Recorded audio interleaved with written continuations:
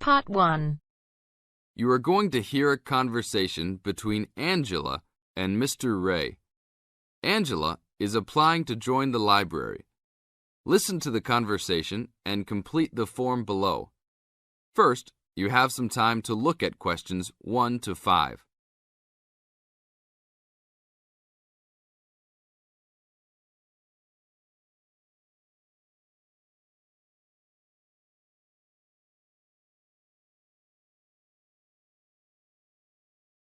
Now we shall begin.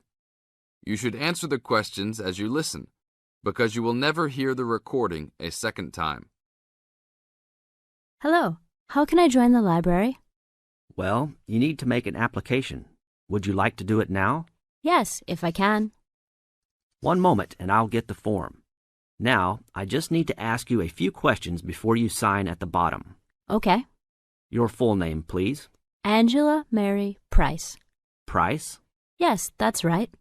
Okay. And your address? Apartment 3, 86 Bridge Street, Pimlico. Bridge Street. That's just near here, isn't it?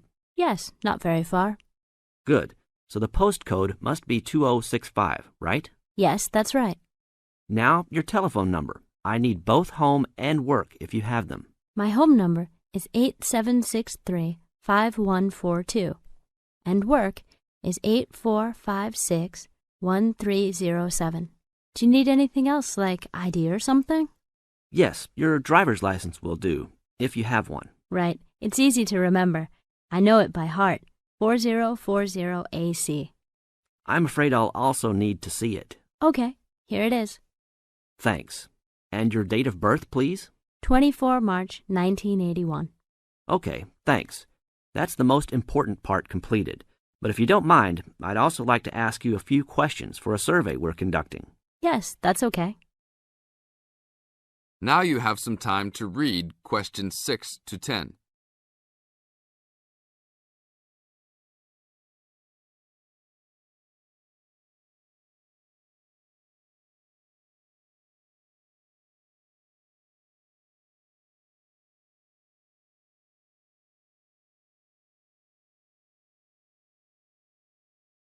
As the conversation continues, answer questions 6 to 10. What kind of books do you like to read? Here's a list to look at. Oh, it varies from time to time, but I always like to relax and learn about other countries I might visit one day. I don't like anything too heavy or serious, unless it's about animals or the environment. I'm not really into sport very much. Anything else? Well, I do like entertaining at home. You know, dinner parties. So I suppose you'll have something for me in that line. The pictures in those books always make me hungry, although they never seem to turn out exactly as they look in the books. Fine. I think that's all I need now, except I need you to sign here on the application form. Oh, and I almost forgot. The membership fee is $20, which is refundable if you no longer stay a member. There you are. Do I sign at the bottom here? Yes, that's right. You can borrow books now if you wish, although your membership card won't be ready until next week. So if you want to borrow today, you can pick up your card when you return your first books. That's if you want to take some now. I think I will, but I'll have a look around first. Okay, take your time. That is the end of Part 1. You now have half a minute to check your answers.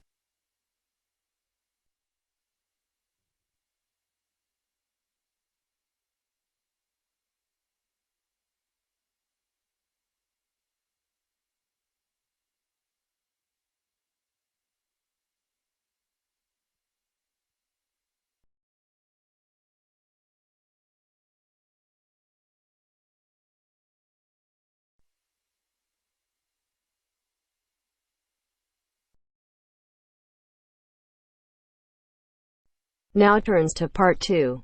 Part 2. You'll hear someone talking to a group of university students. First, you have some time to look at questions 11 to 17.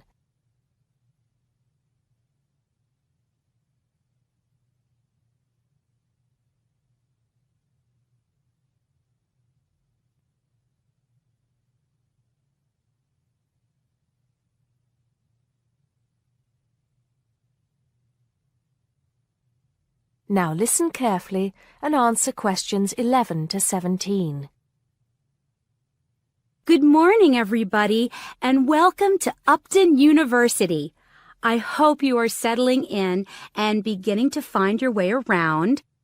I know how confusing it can be when you start life at university, and that's why we have Freshers Week to help you find your feet. Before I go any further, I should perhaps introduce myself. My name is Sally Jackson, and I am the Secretary of the Students' Union, which has organized this week of events for you. You will usually find me in the office on the first floor of this building when I'm not attending lectures. Anyway, down to business. Of course, there are a few things that you are obliged to get done during your first week here. But once you've opened a bank account, if you haven't got one already, seen your director of studies to discuss which courses you are going to take, and signed up with a doctor, there will be plenty of time left to enjoy the events we have arranged for the week. And have we got a lot lined up for you?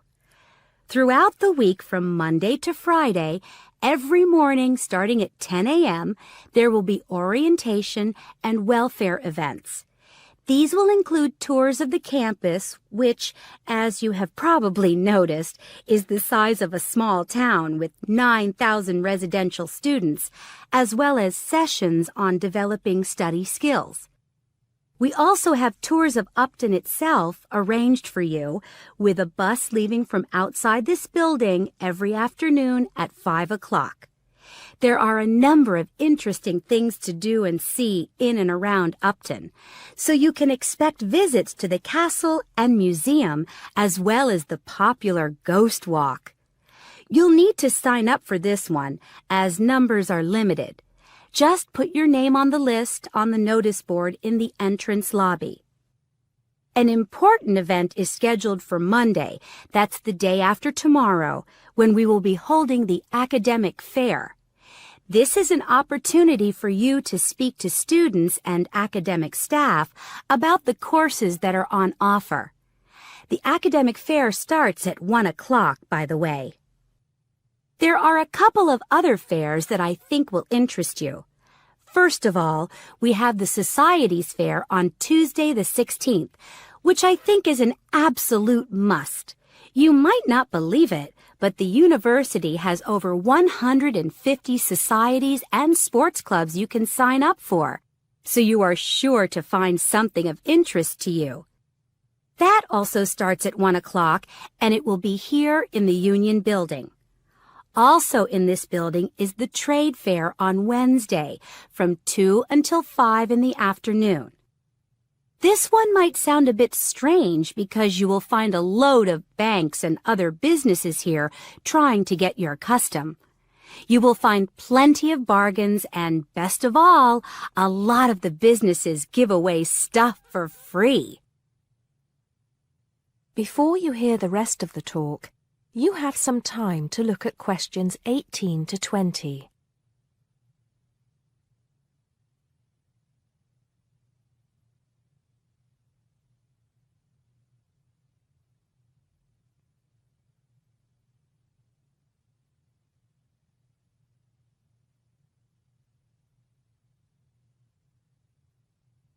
Now listen and answer questions 18 to 20. We've also got a great entertainment program lined up for you, starting tonight with our welcoming party. We have a top band lined up for your entertainment, but I'm not allowed to say who they are. All I can say is that I am sure you will not be disappointed. So come along to Blackmore Hall at 9 o'clock this evening to get your university experience off to a flying start. Just one point. I'm afraid this event is limited to freshers only. Because of space restrictions, you can't bring a friend tonight. Sorry about that. There's more fun and games on Monday in the Cotswold Theater here on campus. We have booked two of the cleverest comedians in the country, Paul Frazier and Jenny Brown, for a 3-hour show. Paul has assured us that he and Jenny have packed the show with new material, and as they always get rave reviews for their shows, I think we can look forward to an evening of great entertainment. That's in the Cotswold Theater on Monday evening at 7:30. Moving along a bit, on Thursday there is an important date for your diaries. This is the official Freshers opening ceremony, when the Dean welcomes you to Upton University. So remember, Thursday the 18th from 2:30 to 3:30 in Blackmore Hall. You certainly should go to this one, and by the way, light refreshments will be available. At the end of the week, on Saturday, you have the chance to dress up in your smartest evening wear for the official Freshers' Ball. Actually, although it's called a ball, it is quite a relaxed affair, so we are more than happy if you turn up wearing jeans and a t-shirt. The important thing is to relax and enjoy yourselves. Time and place are the same as for this evening's party.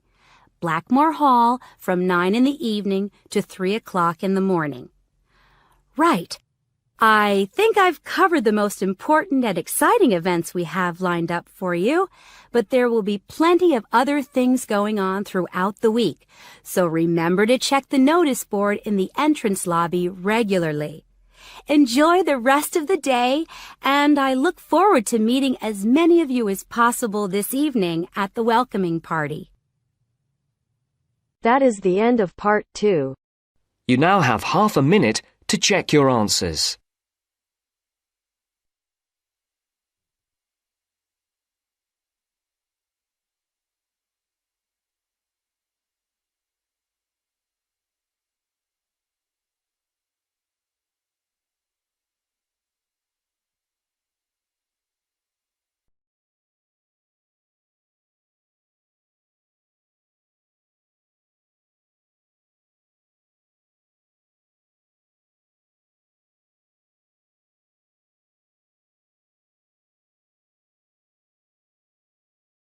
Now turns to part 3. Part 3. You will hear a discussion between students Maria and Jack. In the first part of the discussion, they're talking about their opinions about some of the things in their universities. First, you have some time to look at questions 21 to 26.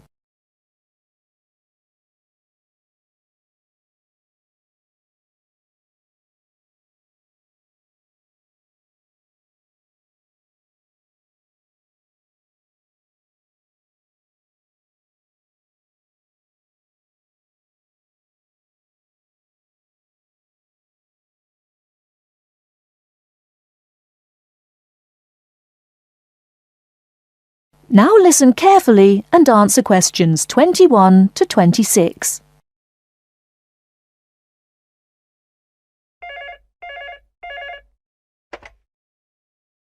Two four one 4331.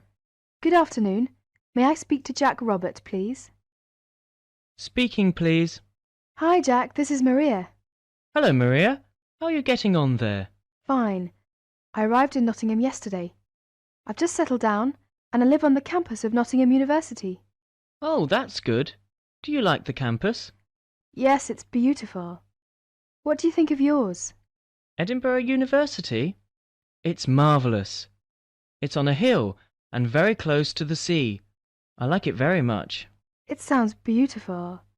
Jack, what's the weather like there? Oh, it's fine and sunny. It's said that the weather here is very nice in summer, but awful in winter.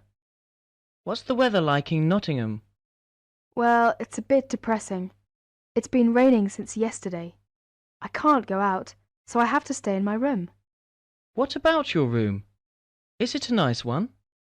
Yes, it's small and elegant. How about yours? Mine is an ordinary one. It's a twin study room.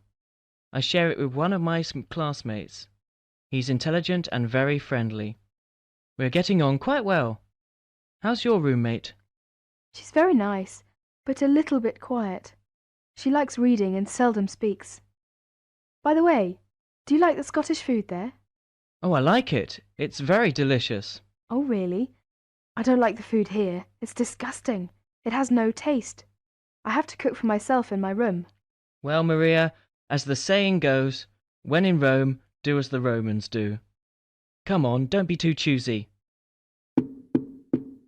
Oh, someone's at the door. I have to answer it, Maria. I'll call you this evening. Bye.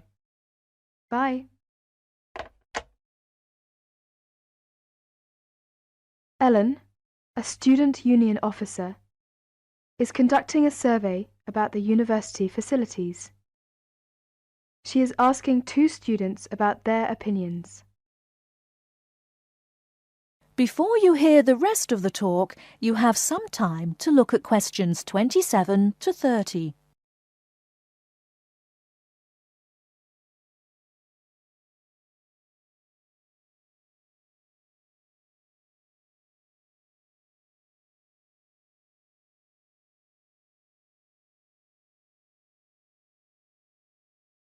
Now listen and answer questions 27 to 30.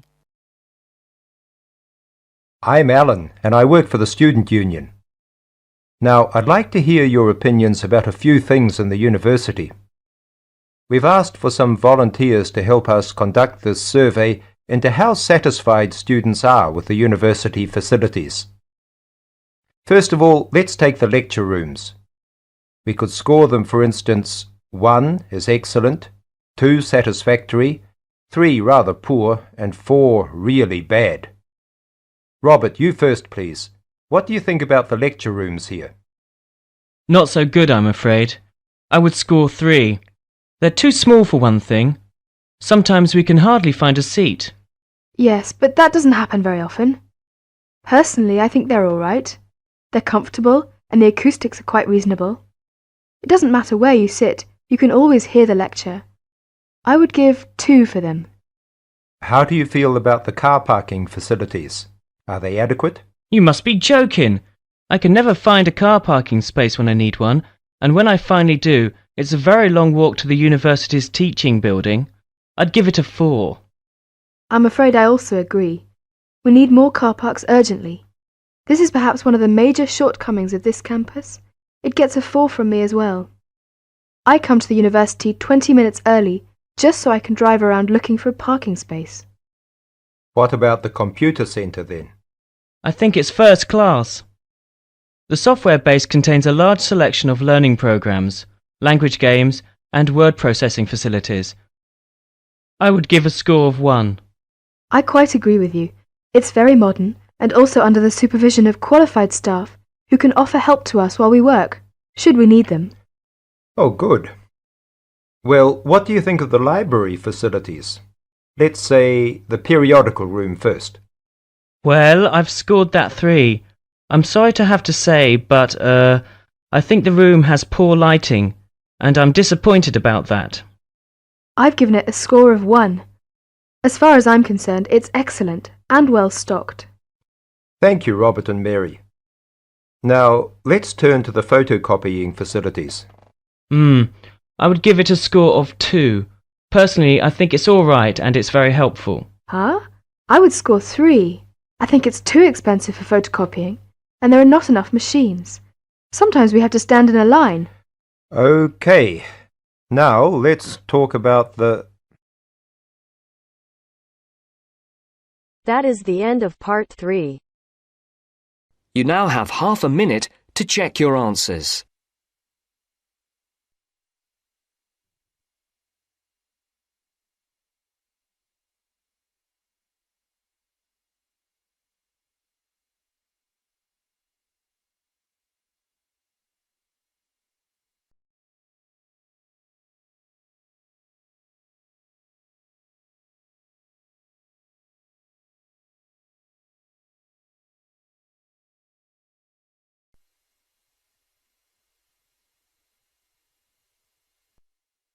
Now turns to part 4. Part 4. You are going to hear a lecture about the geographic information about Australia. You now have some time to read questions 31 to 40.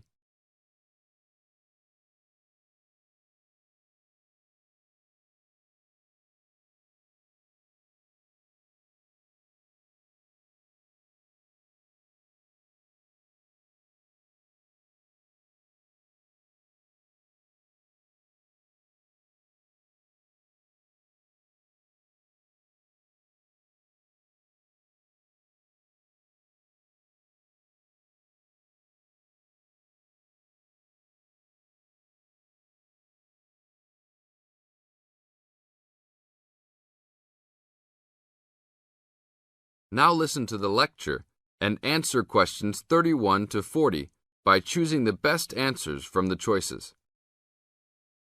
Good morning, everybody. We'll continue to look at Australia, and today look at one of its greatest natural challenges, water for the agricultural sector. As the only nation to occupy an entire continent, Australia has a unique environment, with much of it very flat and dry. One notable feature of the Australian continent is that it is the lowest of the continents. The average elevation is less than 300 metres, compared with the world's mean of 700 metres, and its highest mountain is only 2,228 metres, so it is overall a very flat country. It is also dry. In fact, Australia is the driest, after Antarctica, of the continents. Yet Australia has extremes of climate and topography. There are rainforests and vast plains in the north, snowfields in the southeast, deserts in the centre, and fertile croplands in the east, south, and southwest. And Australia contains some of the wettest areas on Earth. In western Tasmania and on the northern Queensland coast, but half of the continent has an annual rainfall of less than 300 millimetres each year, and only 20% has more than 600 millimetres each year. A major problem is that the limited water resources do not match up with where water is consumed. The major water resources are in northern Australia and Tasmania, whereas most of the agriculture and people are in southeastern mainland Australia. The agricultural sector is the largest consumer of both self-extracted and main-supplied water, using over 70% of total net water consumption. Electricity and gas supply, and water, sewerage and drainage services use notable amounts of self-extracted water. However, net consumption in the household sector is the lowest, just 8% of total net water used. Australia's water use increased by 25% over the decade between the mid-1980s and mid-1990s. Much of this increase was due to irrigated agriculture, which, as noted earlier, accounts for over 70% of national water demand. Since the mid-1990s, the growth and profitability of irrigated agriculture has outstripped the dryland agriculture sector. Irrigated commodities contributed almost a third of total farm exports in the mid-1990s. The results of a special government report in 2000 showed that if today's water use arrangements continue, the water needs of the rural industries will outstrip water availability by about 2020. Irrigated agriculture, Australia's major water-using sector, would be seriously affected by the shortfall. And although groundwater underlies large areas of Australia, it accounts for only 4% of water use. So, clearly, apart from water for households, which mainly comes from dams or rivers, it is the rural sector where efforts towards water conservation are particularly directed. In this sector, the largest consumers of water are the meat and wool industries. One of the major problems in considering sustainable agriculture is the large amounts of irrigated water used to produce these products.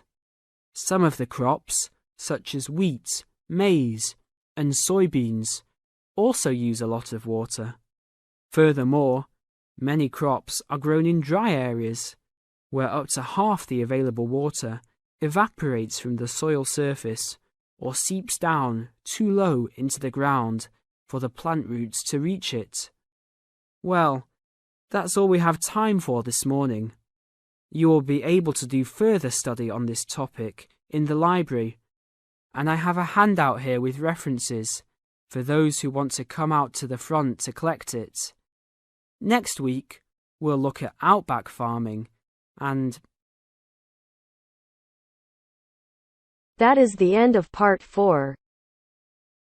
You now have half a minute to check your answers.